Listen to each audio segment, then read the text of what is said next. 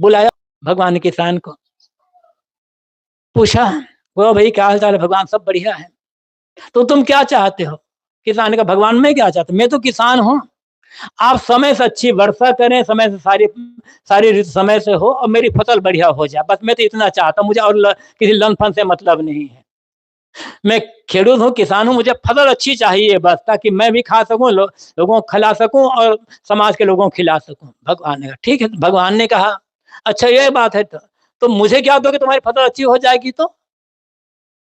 तो किसान ने कहा भगवान मैं क्या बताऊं, आप मालिक हो, आपकी जो मर्जी हो आप ले लीजिए, जो आपसे जो बचेगा वो मैं लूंगा। तो भगवान ने कहा अच्छा ये करो, जाओ तुम्हारी जो मर्जी वो फसल बोना, लेकिन याद रखना नीचे वाला तुम्हारा होगा, ऊपर वाला मेरा होगा, जो भी ऊपर होगा वो मेरा, जो नीचे होगा तुम्हारा। भगवान ने, किसान का मर्जी, भगवान आपकी मर्जी है थे। और किसान आया, आलू बोया, प्याज बोला, शकरकंद बोया, सूरन बोला, भगवान ऊपर वाला ले लो, नीचे वाला मेरा है।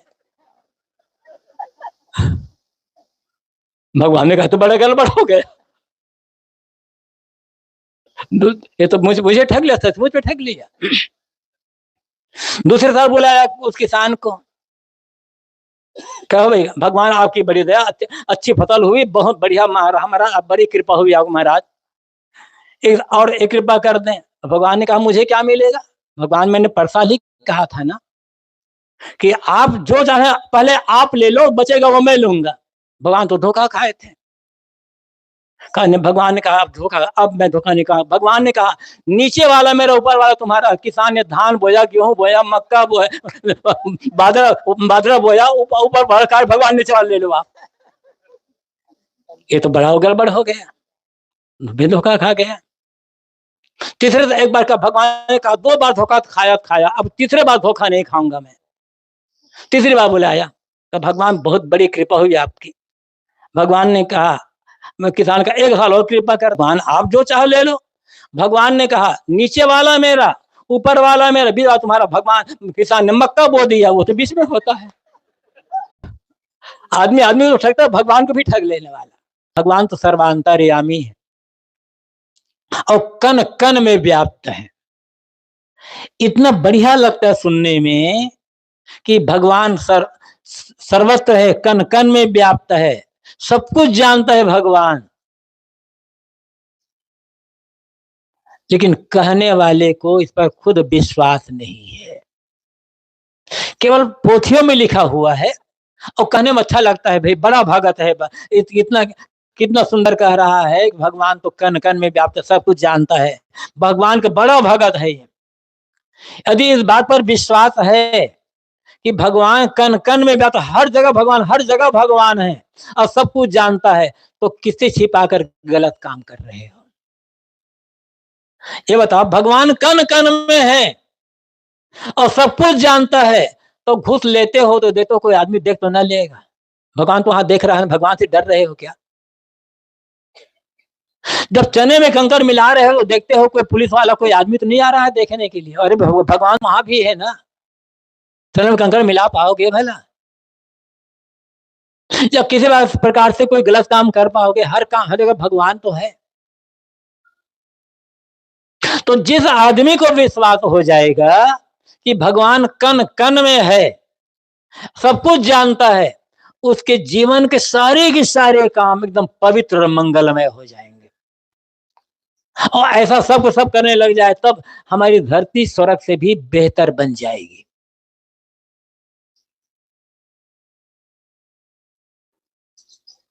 हम मरने के बाद स्वर्ग की कल्पना करते हैं,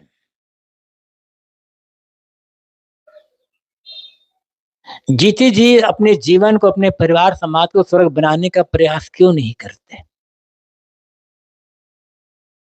और हमारे जिस कर्म से, जिस व्यवहार से, जिस आचरण से,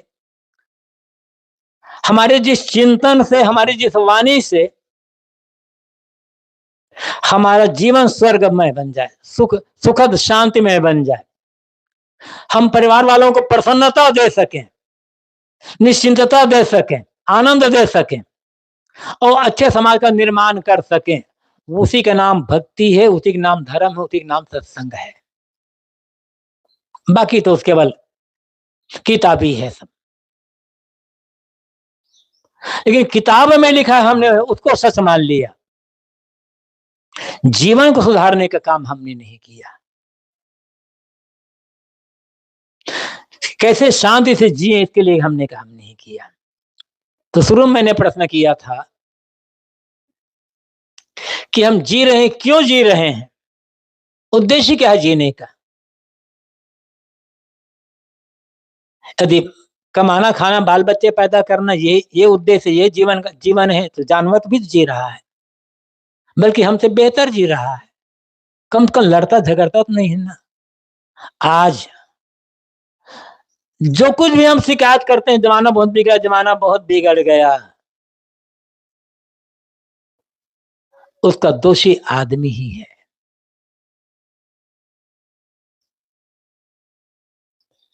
वो कहानी सुनी होगी, याद आ गई, सुना देता हूं मैं। कहते हैं कि एक बार, कहानी समझाने के लिए, कि एक बार ब्रह्मा जी ने धरती पर रहने वाले, पृथ्वी पर चलने वाले जितने प्राणी हैं, क्या आदमी को छोड़ करके जितने जानवर हैं धरती पर रहने वाले, सबकी मीटिंग बुलाई। और मीटिंग बुलाने के पश्चात सबका हाल चाल पूछा। और पूछने के पश्चात ब्रह्मा जी ने उन जानवरों से पूछा, ये बताओ दुनिया में कौन सा ऐसा प्राणी है, यदि मैं दुनिया से वापस बुला लूं तो तुम लोग बड़े आराम के साथ रह लोगे। तो जितने जानवर हैं सब ने हाथ जोड़ा, भगवान आप केवल आदमी भर बुला लो अपने पास, बाकी हम आराम से जी लेंगे, हमें खतरा नहीं है किसी से। अच्छा, चला गया। अब फिर उसके पश्चात आकाश में उड़ने वाले जो पक्षी हैं, उन सबको भी मीटिंग बुलाई ब्रह्मा जी ने, सबसे हाल चाल पूछा। फिर उनसे भी पूछा कि भगवान, उनसे पूछा आप बताओ किसको बुला लें दुनिया से, आप भगवान आदमी बुला लो। सभी ने, पानी में रहने वाले, आकाश में धरती में, सभी प्राणियों का एक स्वर से यह स्वर रहा कि भगवान आप केवल आदमी भर को बुला लो, हम बड़े आराम से रहेंगे। आज आदमी को आदमी से नहीं, आदमी से सब जानवरों को खतरा। उनमें से जानवरों ने भी कहा भगवान भले आपने आदमी बनाई है, लेकिन सावधान रहना, आदमी आपको धोखा दे देगा। ये आदमी को आपने बुद्धि दे दी है ना, बड़ा चालाक हो गया है ये, आपको भी धोखा दे सकता है ये। ब्रह्मा जी ने कहा, भगवान ने कहा ऐसे कैसे हो सकता है, मेरा बनाया भगवान मुझे धोखा दे देगा भला। तो उन लोगों ने कहा भगवान आप समझ नहीं रहे हो आदमी को, कितना चतुर, कितना चालाक हो गया है ये। आप बुला लो आदमी से, किसी को बुलाकर देख लो, आपको भी ठगेगा ये। तो भगवान ने कहा अल्लाह एक बार देख लेता हूं, परीक्षा ही कर लेता हूं। तो भगवान सोच में पड़ गया किसको बुलाऊं कि जो मुझे धोखा ना दे सके। सोते सोते भगवान ने सोचा ये जो खेडूत है ना, किसान, उनको बुलाता हूं। ये बड़ा भोला भाला होता है, कम पढ़ा लिखा भी होता है, दिन भर अपने खेती किसानी में काम करता है, छल छदमनी जानता है, इसको बुला लेता हूं। बुलाया भगवान को, भगवान ने किसान को पूछा, वो भाई क्या हाल चाल है, भगवान सब बढ़िया है। तो तुम क्या चाहते हो? किसान का, भगवान मैं क्या चाहता हूं, मैं तो किसान हूं, आप समय से अच्छी वर्षा करें, समय से सारी समय से हो और मेरी फसल बढ़िया हो जाए, बस मैं तो इतना चाहता हूं, मुझे और किसी लन फन से मतलब नहीं है। मैं खेडूत हूँ, किसान हूँ, मुझे फसल अच्छी चाहिए बस, ताकि मैं भी खा सकूं, लोगों को खिला सकूं और समाज के लोगों को खिला सकूं। भगवान ने कहा ठीक है। भगवान ने कहा अच्छा ये बात है, तो मुझे क्या दोगे, तुम्हारी फसल अच्छी हो जाएगी तो किसान ने कहा भगवान मैं क्या बताऊं, आप मालिक हो, आपकी जो मर्जी हो आप ले लीजिए, जो आपसे जो बचेगा वो मैं लूंगा। तो भगवान ने कहा अच्छा ये करो, जाओ तुम्हारी जो मर्जी वो फसल बोना, लेकिन याद रखना नीचे वाला तुम्हारा होगा, ऊपर वाला मेरा होगा। जो भी ऊपर होगा वो मेरा, जो नीचे होगा तुम्हारा। भगवान ने, किसान का मर्ज, भगवान आपकी मर्जी है। किसान आया, आलू बोया, प्याज बोला, शकरकंद बोया, सूरन बोला, भगवान ऊपर वाला ले लो, नीचे वाला मेरा है। भगवान ने कहा तो बड़ा गड़बड़ हो गया, ये तो मुझे ठग लिया, सचमुच में ठग लिया। दूसरे साल बुलाया उस किसान को, कहो भाई भगवान आपकी बड़ी दया, अच्छी फसल हुई, बहुत बढ़िया, हमारा बड़ी कृपा हुई आप महाराज, एक कृपा कर दें। भगवान ने कहा मुझे क्या मिलेगा? भगवान, मैंने परसाल ही कहा था ना कि आप जो चाहे पहले आप ले लो, बचेगा वो मैं लूंगा। भगवान तो धोखा खाए थे। भगवान ने कहा अब धोखा, अब मैं धोखा नहीं कहा। भगवान ने कहा नीचे वाला मेरा, ऊपर वाला तुम्हारा। किसान ने धान बोया, गेहूं बोया, मक्का बोया, बाजरा बोया, ऊपर भड़का, भगवान ने चावल ले लो आप। ये तो बड़ा गड़बड़ हो गया, भी धोखा खा गया। तीसरे एक बार का भगवान ने कहा, 2 बार धोखा खाया, अब तीसरे बार धोखा नहीं खाऊंगा मैं। तीसरी बार बुलाया तो भगवान बहुत बड़ी कृपा हुई आपकी। भगवान ने कहा मैं किसान का 1 साल और कृपा कर, भगवान आप जो चाहो ले लो। भगवान ने कहा नीचे वाला मेरा, ऊपर वाला मेरा, बीच तुम्हारा। भगवान, किसान ने मक्का बो दिया, वो तो बीच में होता है। आदमी को ठगता, भगवान को भी ठग लेने वाला। लेकिन ये चतुराई आदमी को ही मारती है। बात में ये कह रहा था, जब तक हमारे अंदर की चतुराई नहीं जाएगी, चालाकी नहीं जाएगी, कपट नहीं जाएगा, स्वार्थ अहंकार नहीं जाएगा, तब तक भक्ति भजन कुछ काम आने वाला नहीं है भाई। आप जो मानते हो मानो, हम ये नहीं कहते जो हम मान रहे हो आप मानो। हम अपना विचार देते हैं बस, अच्छा लगे मानो, ना लगे छोड़ दो, कोई जबरदस्ती तो है नहीं।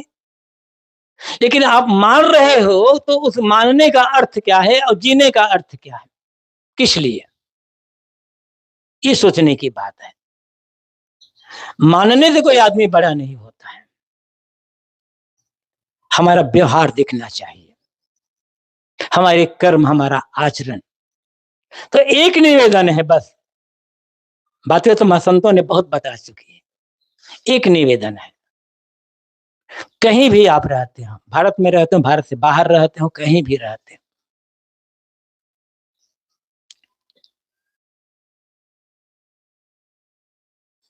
एक निवेदन है, आप जिसकी पूजा करते हो आपकी मर्जी है, लेकिन एक संकल्प, एक निश्चय, जो बीत गया वो तो बीत गया, और लौट करके नहीं आ सकता है। आगे जीवन कब तक है कोई ठिकाना भी नहीं है। तो एक संकल्प, एक निर्णय कर लेना है, आज के बाद हम ऐसा जीवन जिएंगे कि जानबूझ करके अपने तन मन वचन से मैं किसी को धोखा नहीं दूं, किसी को दुख, किसी को तकलीफ नहीं दूं, किसी हानि नहीं पहुंचाऊंगा। इतना कर ले बस। सारी भक्ति, सारा धर्म, सारी पूजा, सारा कर्मकांड इतने में समाहित हो जाएगा। अब फिर अब जिसकी पूजा करते हैं करते रहें। जीवन का बदलाव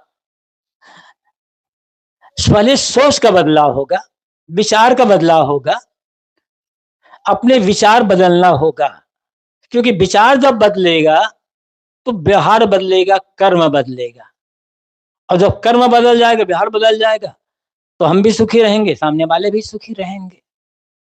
इसी बात को प्रेरणा देने के लिए संतों ने बीच बीच में सत्संग का आयोजन किया है, और सदगुरु कबीर की तो ये बात ही है। सदगुरु कबीर के हम एक सीख मान लें कि जाति, वर्ण, मत, मजहब को लेकर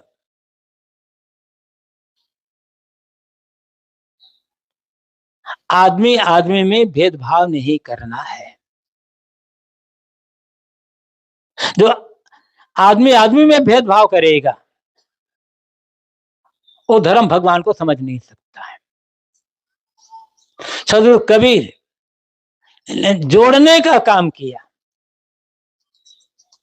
उन्होंने हिंदू मुसलमान को एक बताया, ब्राह्मण शूद्र को एक बताया, ईश्वर अल्लाह को एक बताया, भाई रे दूध जगदीश कहाँ आया, कहो कहो ने बौर आया। तो हम कबीर साहब का अनुयायी हैं। कोई कुछ मानता, कुछ लोग मानते हैं कि कबीर साहब आकाश से उतर करके आए। ठीक है, आपको फायदा क्या होगा? कबीर साहब आकाश उतर कर आए तो आपको फायदा क्या होगा, समाज को फायदा क्या होगा? कुछ लोग मानते हैं कि कबीर साहब माता पिता से पैदा हुए, तो आपको लाभ क्या हो गया? कबीर साहब आकाश उतर करके आए कि माता पिता से पैदा हुए, इस पर जोर देना है या कबीर सदगुरु कबीर ने जो संदेश दिया है उस पर जोर देना है? कबीर साहब सत्पुरुष थे, सब परमात्मा थे, हमारा कल्याण हो जाएगा इससे मानने से?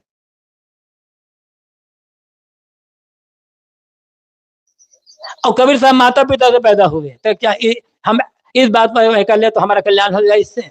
सदगुरु कबीर की वाणी से हमारा कल्याण होगा, उनके उपदेश से कल्याण होगा, या हम वो और ताकि थे कि इंसानियत है इससे हमारा कल्याण होगा?